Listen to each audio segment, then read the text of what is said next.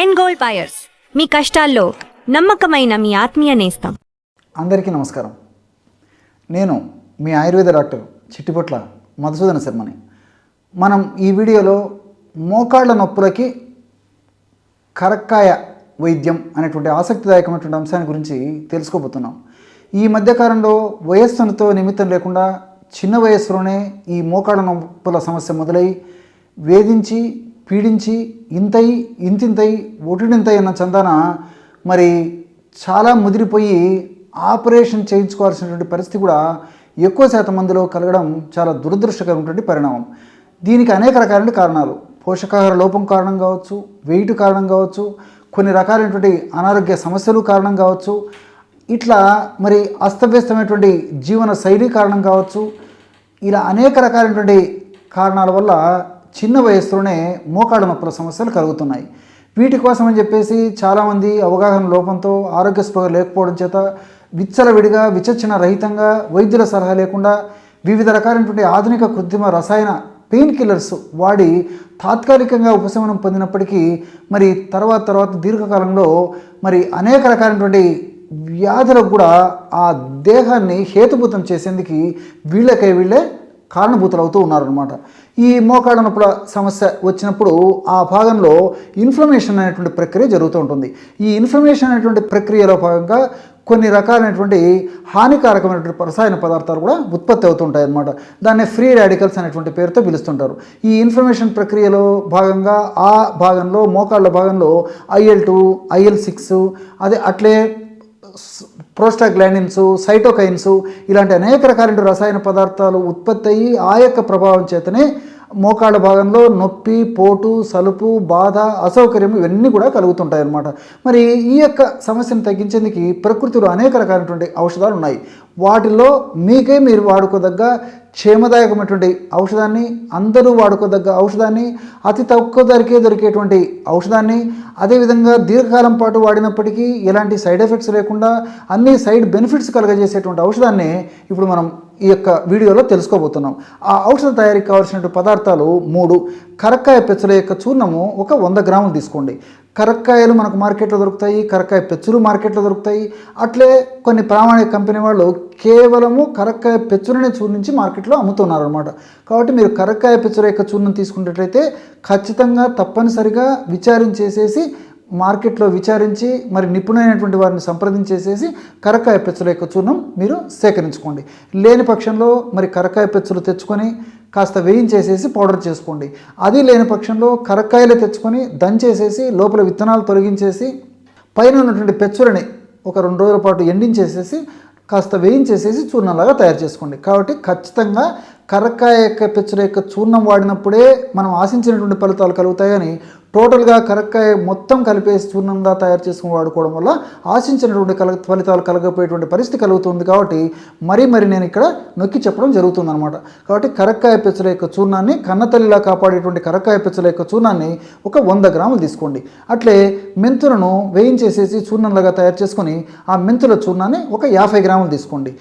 అట్లే 3వ పదార్థంగా దాల్చిన చెక్క, మంచి దాల్చిన చెక్క, మందపాటి దాల్చిన చెక్క, కల్తీ లేనటువంటిది, ఎలాంటి మరి అడల్ట్రేషన్ లేనటువంటి దాల్చిన చెక్క మనకు మార్కెట్లో దొరుకుతుంది. కాబట్టి అటువంటి మంచి దాల్చిన చెక్క, మందపాటి దాల్చిన చెక్కను తెచ్చుకొని దంచి లేదా మిక్సీలో వేసేసి చూర్ణంలాగా తయారు చేసుకొని ఒక 10 గ్రాములు దాల్చిన చెక్క చూర్ణం తీసుకోండి. ఈ 3 పదార్థాలు బాగా కలపడం వల్ల అందరికీ ఉపయోగపడేటువంటి మోకాళ్ళ నొప్పులు తగ్గించేటువంటి అద్భుతమైనటువంటి ఔషధం రెడీ అయిపోతుంది.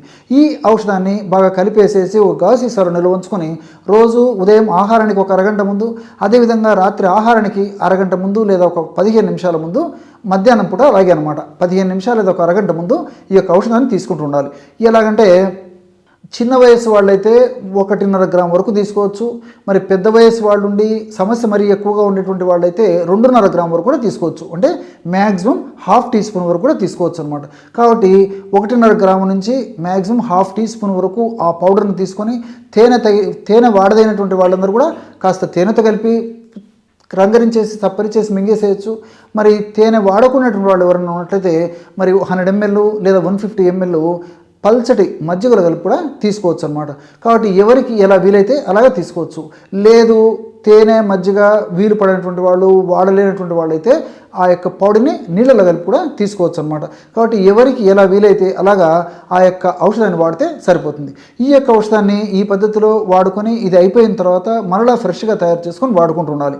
ఈ పద్ధతిలో వాడుకోవడం వల్ల చాలా అద్భుతమైన ఫలితాలు శీఘ్రంగా సత్వరమే మరి కలిగేటువంటి అవకాశం ఏర్పడుతుంది.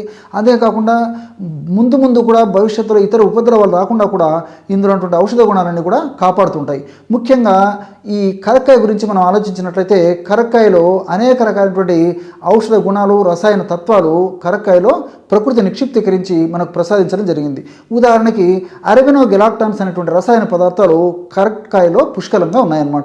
ఈ అరబినోగెలాక్టాన్స్ ఉన్నటువంటి రసాయన పదార్థాలు ఉన్నటువంటి కరక్కాయను మనం ఈ పద్ధతిలో సేవించినప్పుడు ఆ యొక్క అరబినోగెలాక్టాన్స్ యొక్క ప్రభావం ఏంటంటే ఇన్ఫ్లమేషన్ను తగ్గిస్తాయి. నేను ఇంతకుముందే చెప్పినట్లు ఇన్ఫ్లమేషన్ అనే ప్రక్రియలో భాగంగా కొన్ని రసాయన పదార్థాలు ఉత్పత్తి అవుతుంటాయి.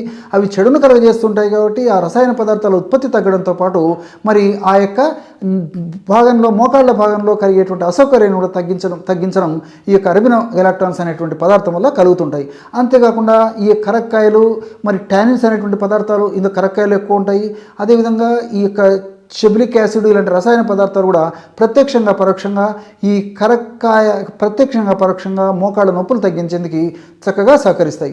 అంతేకాకుండా ఈ యొక్క కరక్కాయను వాడుకోవడం వల్ల వెయిట్ ఉన్నటువంటి వాళ్ళలో వెయిట్ తగ్గేందుకు పరోక్షంగా సహకరిస్తుంది. షుగర్ ఉన్నటువంటి వాళ్ళలో షుగర్ నియంత్రణలో ఉండేందుకు పరోక్షంగా సహకరిస్తుంది. అదేవిధంగా కొలెస్ట్రాల్ ఉన్నటువంటి వాళ్ళలో కొలెస్ట్రాల్ తగ్గేందుకు కూడా ఈ యొక్క కరక్కాయ సహకరిస్తుంది. అంతేకాకుండా కొంతమందిలో మరి మోషన్ సరిగ్గా కాకపోవడం చేత కూడా ఈ మోకాళ్ళ నొప్పులు విపరీతంగా వేధిస్తూ పీడిస్తూ ఇబ్బంది పెడుతూ ఉంటాయి. కాబట్టి మరి అలాంటి వాళ్ళలో ఈ మోషన్ ఫ్రీగా ఎందుకు కూడా ఈ కరక్కాయలో ఉన్నటువంటి వివిధ రకాలైనటువంటి రసాయన పదార్థాలు, ఫైబరు, టానిన్స్ ఇలాంటివన్నీ కూడా ఉపయోగపడతాయి అన్నమాట. కాబట్టి ఈ కరక్కాయ పెచ్చల యొక్క చూర్ణం ఈ విధంగా పనిచేస్తుంది. అదేవిధంగా మెంతుల గురించి ఆలోచించినట్లయితే మెంతులు మరి మెటబాలిజాన్ని వేగవంతం చేసేందుకు చాలా చక్కగా ఉపయోగపడతాయి. కణాల యొక్క ఆరోగ్య స్థితిని కాపాడేందుకు చాలా చక్కగా ఉపయోగపడతాయి. మెంతుల్లో ఉన్నటువంటి ఆల్కలాయిడ్స్, సాపనిన్స్, ఫ్లేవనాయిడ్స్ ఇలాంటివన్నీ కూడా చాలా చక్కగా ఈ మోకాళ్ళ నొప్పులు తగ్గించేందుకు ఉపయోగపడతాయి.